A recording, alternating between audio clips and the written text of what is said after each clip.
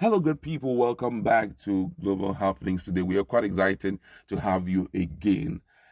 Governor Umahi, who is one of the Igbo presidential candidate, has taken a swipe at so many presidential candidates. You know, the issue of age has been a concern, and he has made a very strong statement. Though he says, I don't have anything in my mind, but we know that he's referring to some people about the issue of age and the issue of leaving Nigeria for younger people. You're going to see the perspective he's coming from.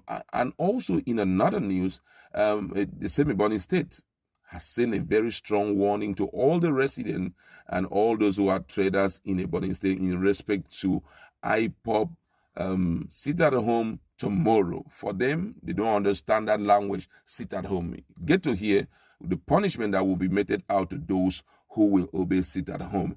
But before we give you full details of these two news, we'd like to encourage you to please subscribe to our channel by clicking on the red subscribe button and also on the bell icon so that you get notification anytime we publish our video. Presidential hopeful and Ebonyi State Governor Dave Umahi says politicians in Nigeria should have retirement age and not pursue money till the end of their stay on earth. The 58-year-old governor spoke on Monday when he featured as a guest on Channel Television Sunrise daily program monitored by us.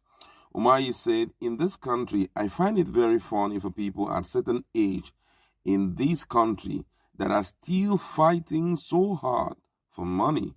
I thought that at certain age, we should be making efforts to reconcile with God and be grateful to Him for the opportunity given to us. So it is important that we begin to engage and say, look, even if you are successful and your children are not successful, then you are not successful. We must let people know the true meaning of life. Nobody goes to the grave with this money, but it is your legacy that will speak for you, speak for your children, and for your generation. This is the kind of engagement that we need to do so that people will understand that everything is not about money and that every position given to us by God as leaders, God will ask us for accountability for what we did with such position.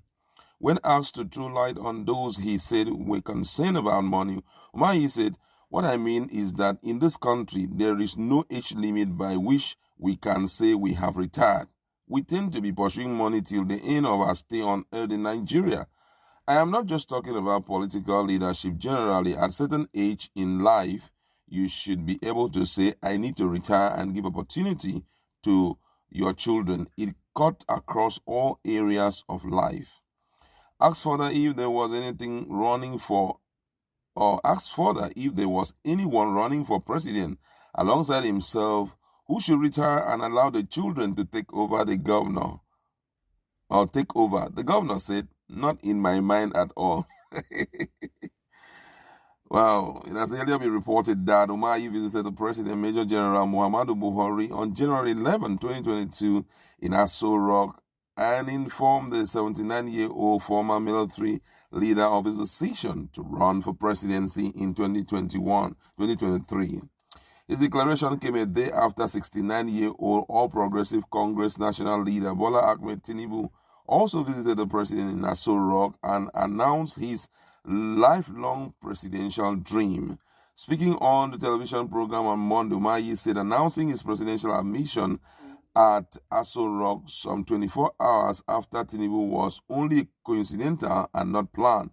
Umahi defected from the People's Democratic Party to the ruling APC in November 2020 amidst rising clamor for the Southeast Zone to produce the next president of Nigeria. Aside from Tinubu and Umahi, several presidential hopefuls have emerged in the last few days, including media personality Dele Momodu, former secretary to the government of the Federation, Pius Ayim, former governor of Abia State and majority whip of the Senate, Senator Ojuso Kalu, former deputy governor of the Central Bank of Nigeria, Kingsley Moghalu, among others. A few northern politicians have also expressed interest over the presidential post. Meanwhile, in another development, Dave Umahi, the governor of Ebonyi State, has warned that residents of the state who comply with the sit-at-home order by the indigenous people of Biafra IPOB on Tuesday will be severely punished.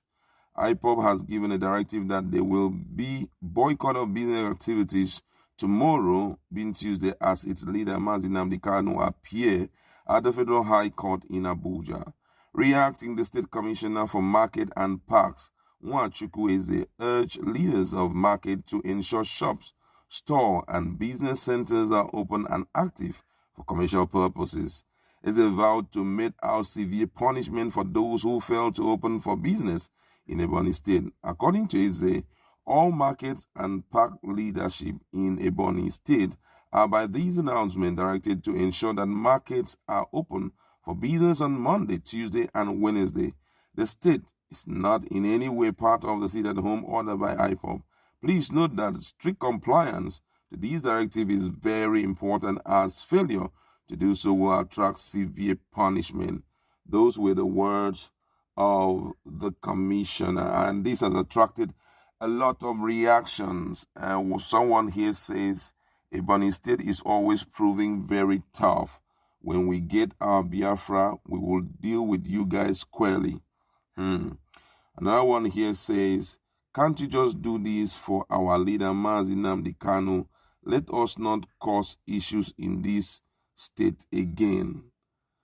Another person here says, how many prisons will the megalomaniac drive build to accommodate his victim? Of what use is an open market without buyers?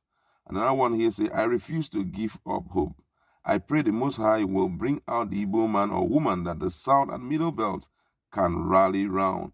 The Igbo candidates that will be committed to restructuring to stroke devolution of power and replacing the fraud called 1999 Constitution with a We the People Constitution or a peaceful dissolution of the Union.